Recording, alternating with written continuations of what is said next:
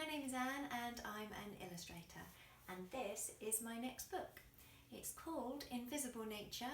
It's written by Catherine Barr and published by Otterbury Books and illustrated by myself, Anne Wilson, and it's out in April this year.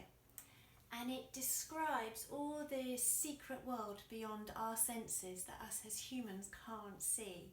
So how animals use invisible sights, silent sounds, smells and mysterious forces in their daily lives to go about hunting and finding food, etc. And in a minute I'm going to show you how to draw one of these creatures from this book, and it's a platypus. And here he is. And he's a pretty amazing creature. He's a bit of a mix. He's got a bill and web feet like a duck. He's got fur like an otter and a tail like a beaver. And it's this beak here that's pretty amazing. It's got over 40,000 senses in it, and they use this beak to go about hunting on the bottom of a riverbed looking for creatures for food. And the way it works is through what's called electromagnetism. And so he doesn't use any sights, he doesn't use his ears, he doesn't use his nose, he just uses his beak and this mysterious force called electromagnetism to find his food. And in a minute I'll show you how to draw one. Okay, so I'm just going to start with the top of his head. So you want to do a little line. I'm using a thicker pen here just so you can see, but you can use a normal pen or a pencil or even paint if you like. So that's the top of his head, and then I'm just going to draw another line for his shoulders, and then what you want to do is a nice big line across for his back, and then he'll have his tail here. So his tail is like a beaver's tail, so it's quite big. You want to do the top of his tail that goes out and round, and then it starts slightly thinner here and expands out as it joins back up on the end, like so.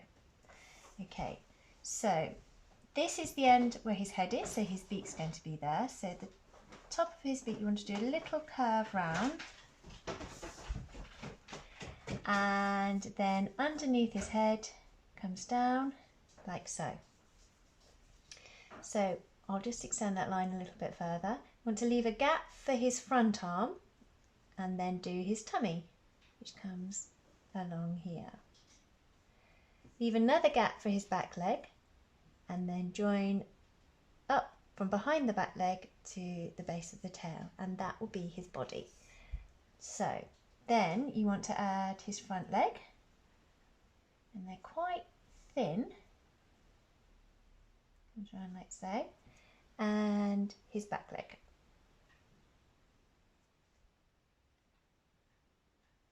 Like so. I'm just going to change pens because that one is on its last legs.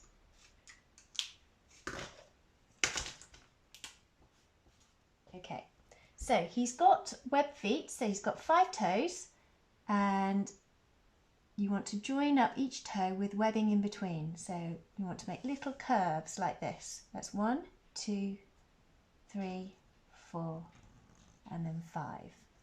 And then to do the same on his back foot. 1, 2, 3, 4, 5, like so.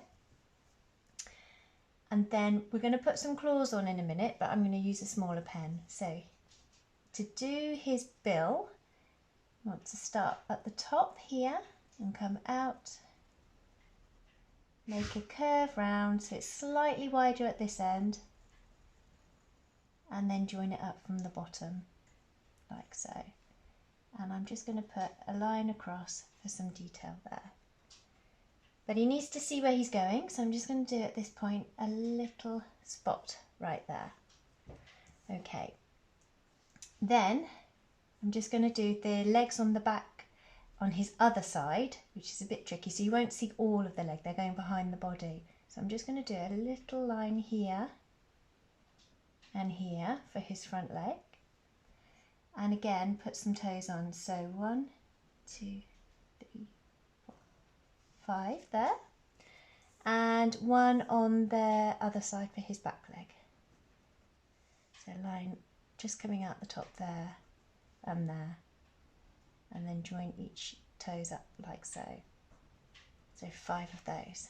Okay, another pen change.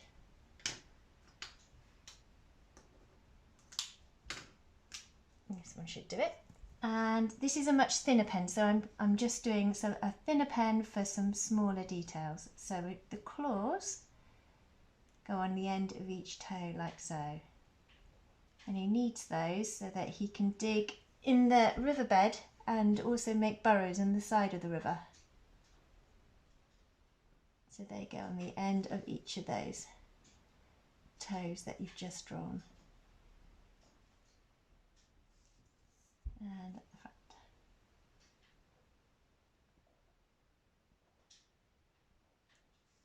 Okay, and then with my thin pen I'm just going to do a line just above the spot we've done for his eye, just sticking that up a bit. So that's the basic shape. I'm also going to do some lines going down his bill, because remember there's a lot of sensors in his bill. So I'm just going to do some detail there.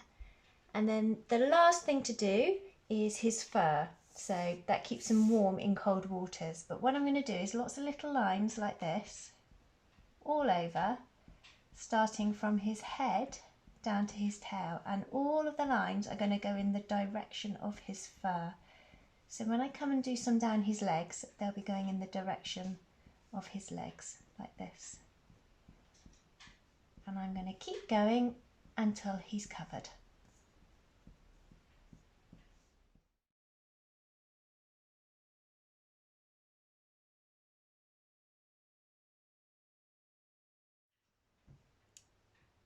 And there you have it. There's the duck-billed platypus. And don't forget, you can cut him out, stick him on some backgrounds with you can do a riverbed background or a habitat, and you can colour his fur in so he's brown, obviously, and then you can make a nice picture with him, or you could just leave him like that.